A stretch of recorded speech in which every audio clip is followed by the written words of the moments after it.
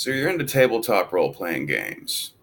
You're either playing or you're running, and you find you're bored with Dungeons and Dragons. It's neat that it's had its resurgence, and it's a good gateway drug for role-playing games. One can say. Certainly, Stranger Things has kind of helped bring in a whole new, younger, fresh crowd, and has reinvigorated the genre a lot. I picked up fifth edition Dungeons and Dragons and ran an adventure. Was planning on continuing into a full campaign, but some things happened with work and whatnot. So, but at least I was able to get the whole complete adventure out and run, and it was a lot better than my experience with fourth edition Dungeons and Dragons, which was brain numbingly attached to its miniatures rules. And I'm one of those. I like big visual dramatic descriptions and things that you can't really accomplish with a couple plastic figures on a grid map. They are good sometimes for certain combat situations, so that you like, especially when you have games that have rules about counter reaction type actions. Someone moves past you, get a free attack kind of stuff. It's harder to keep track of that if you're all just keeping it in your head. And so for that, it's good, but too many of the powers in fifth edition D&D and the magic and everything fourth edition D&D was way too welded to the grid map, and fifth edition broke away from that, thankfully. But it's so generic. It's there's and I don't like the magic. I've never liked D&D's spell slot magic system. So I decided, a little bit of backstory here before I go on. 3 years ago, I had been taking care of my grandmother in Colorado when she passed, and when she passed, her lease went away. So no more getting to have a place to live. I was able to jump states and get a job real quick and get back on my feet. But in the process of doing all that, I lost a lot of my personal possessions, including about $1,000 worth of role-playing game books, including my entire Rifts collection. And that brings me to the subject at hand, Rifts. I ordered a brand new copy of Rifts Ultimate Edition, and I'm going to start rebuilding my collection and talking about Rifts.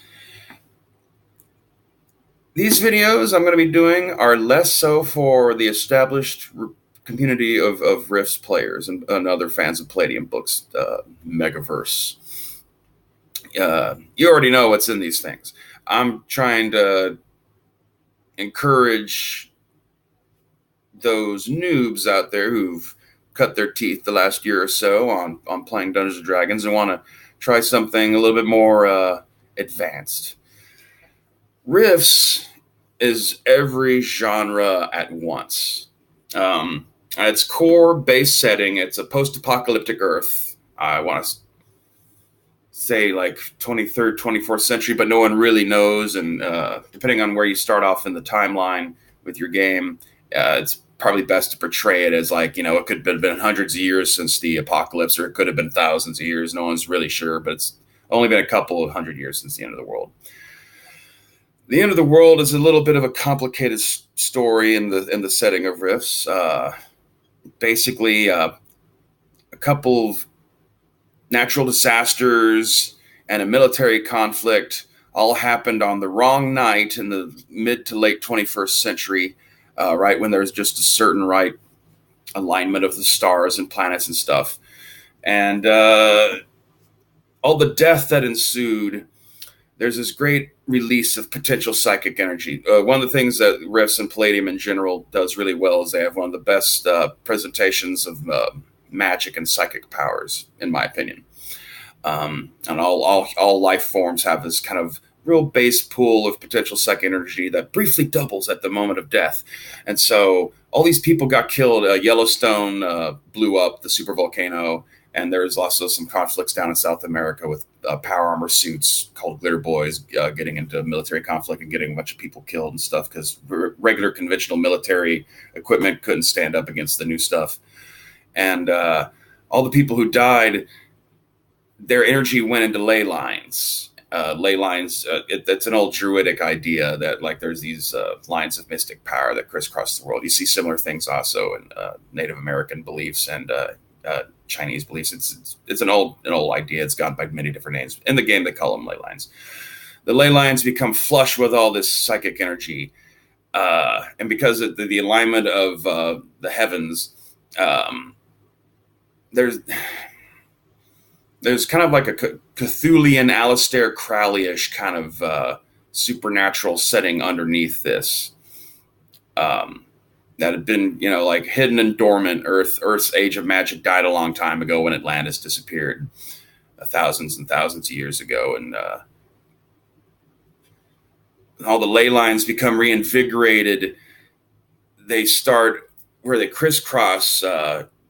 Tears and dimensions can occur, and that's where those are the rifts themselves, and that's where the game gets its name, rifts. Interdimensional entities, demons, supernatural things, and all sorts of alien weirdness starts coming out.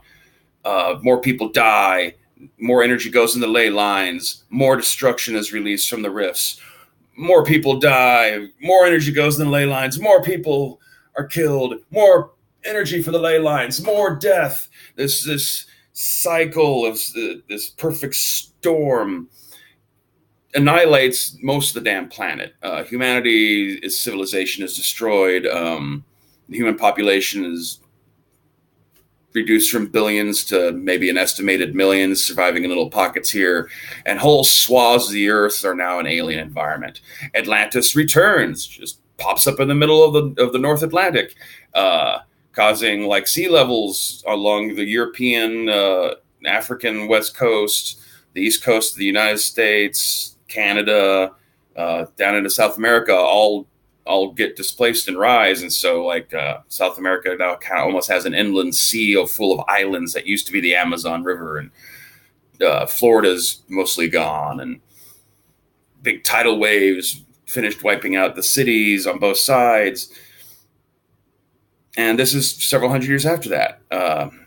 Alien beings, creatures from fantasy worlds, supernatural demonic entities, old gods.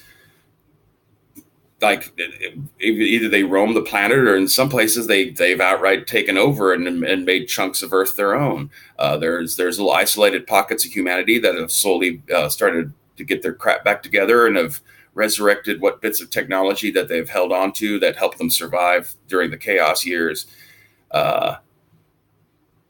So that like the good guys of humanity are like this uber fascist coalition states that are like in this kind of central little corridor of North America, from North Texas up through across the Great Lakes and up into southern Canada and Quebec. Is kind of like this narrow corridor in North America where for humanity managed to, well, not like stay together, but survive better than the rest of the place. The East Coast was flattened. There's this nation of these weird alien cyborg warrior women called the Shimerians that roam up and down. New York is this like haunted ruin where like people who go there like will go insane because of all the ghosts and stuff of the rubble of this city. Florida, all the way up into the Carolinas, has become like jungle-like, and dinosaurs have come through rifts, either traveling back through time or coming from alternate Earths where dinosaur life had never ceased to exist. Texas is largely barren wasteland. The Midwest, the Great Plains, just kind of like just big open dust bowl. The mountain ranges of both the Appalachian mountain ranges are so crisscrossed with ley lines that you have all these zones where like dimensional overlap occurs between different realms and things can change. The Colorado and the Rocky Mountains were also somewhat reshaped. They're higher, harder to get past. All that's known about California and the West Coast, that's some alien jungle. Canada's big icy wasteland with a demon city where Calgary used to be, and its own kind of internal conflicts. Canada's chunk of the coalition. The coalition is a big, long story. I don't have to do a ton of videos to dissect all this. As you can see, it's an insanely complicated setting, very rich in detail. They got a ton of books describing worlds, other dimensions. And I just kind of want this just to kind of be like an enticement summary, so I'll try not to get too deep into all this stuff. The European zone You have like the new German Republic, which like it relies entirely on like superpower armors and giant robots fighting an empire of gargoyles and other demonic entities. England is like this kind of regress back to like druidic times almost, and they got these big giant living sentient trees at kind of the center of some of their cities, and there's this odd new version of Camelot that isn't quite what it. I don't want to spoil things, so um, Camelot's back, but it's not what it used to be. I guess I'll say Africa is actually rather interesting. South America, they got at least 2 books for South America. Both are really excellent. They've got Japan detailed, Australia, China. They just put out a third Russia book. What they've done with Atlantis is interesting. There are Atlanteans, but they've been nomadics, dimensional hopping mystics since Atlantis first disappeared 10,000 years ago. And when Atlantis returns, it's empty. It was in some dimensionless void. There's no life on it. It's just this big empty plot of land out in the middle of the Atlantic now. And the people who find it and colonize it aren't the Atlanteans. It's this ancient interdimensional race of Cthulian-esque, I would want to say, because they're kind of big, giant tentacle monsters with psychic powers and magic abilities, but they're super capitalist slavers, and they're called the Splugorth, and they're also one of the best original creations that you can find in Rifts. Rifts draws inspiration from a tons of things, and I kind of, though, personally believe that it's influenced stuff too, just it will never get acknowledged for that. When Dungeons and Dragons flipped the D20 rule for Thaco, I kind of feel like it was a response to Rifts. Rifts, in many ways, was like, I mean, I don't know the full back teds. Like, I'm not like a historian on Palladium books or anything, but my thoughts on it always were, it's like, this is the world's greatest garage game. Taking the basic rules of the original old D&D and expanding the fuck out of them, altering the attribute system a little bit, getting way deep into skills. First level characters are harder to kill. You start off kind of with all your stuff in terms of like what abilities you're going to have and what you're going to know how to do. You're just very inept, but you're not like some 6 hit point little creature that can get just winked out because someone flips your ear. Palladium characters can hold their own for a little while. It's just, it takes a while to actually get skilled at your skill, because it uses the old percentile kind of thing of like, are you good at prowling? Well, you roll percentile dice and hope you get under 25% kind of a thing.